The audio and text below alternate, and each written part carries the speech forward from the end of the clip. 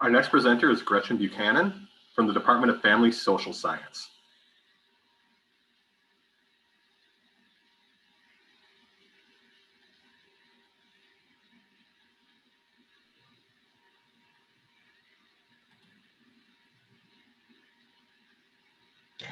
Imagine that you've been struggling with depression. You're not sleeping well, you've lost your appetite, and you're so unmotivated and sad all the time that it's hard to focus or care about anything.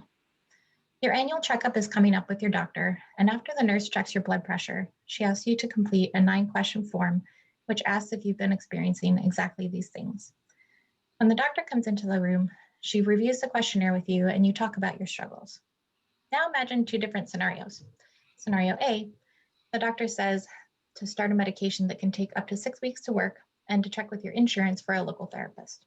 Or scenario B, the doctor says, let me grab our behavioral health clinician to come consult with us on a treatment plan for your depression. Almost half of the US population will experience a mental health issue at some point in their lives, and many talk to their doctors about it. However, primary care doctors are not necessarily trained in all the ways to deal with mental health, and getting connected to the right help can be complicated. I researched Scenario B, a practice called Integrated Behavioral Health Care, or IBH. There's a lot of research that shows that IBH is really effective.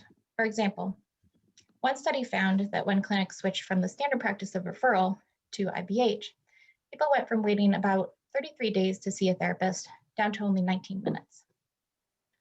The goal of my research is to help clinics implement IBH more effectively. You might think, all they have to do is hire a mental health therapist in the clinic and they're set, right? Well, it's not quite that simple. Implementing IBH changes the way that care is delivered. In Scenario A, mental health providers practice separately, and they actually just see scheduled patients by the hour. Whereas in Scenario B, IBH, they have to be ready for on-the-spot consultation. This changes the way that these professionals work together and how they get paid. This is where implementation comes in. Think about driving somewhere you've never been. If you don't know how to get there, or if you run into roadblocks, construction, or your car breaks down, it could theoretically take you 33 days to get somewhere that should only take 19 minutes. Using the tools of implementation are a bit like using Google Maps. It makes getting from Scenario A to Scenario B much easier.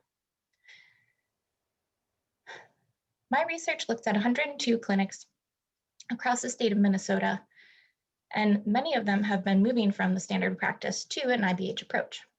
This is the first time that people have looked at widespread IBH implementation, and we're learning things that we didn't understand before, like how hard it is for teams to work well together.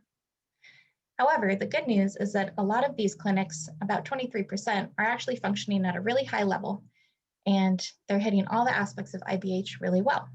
This is exciting because we can actually take what these clinics did to implement IBH and hopefully use them with other clinics in order to make IBH more effective there. Thank you.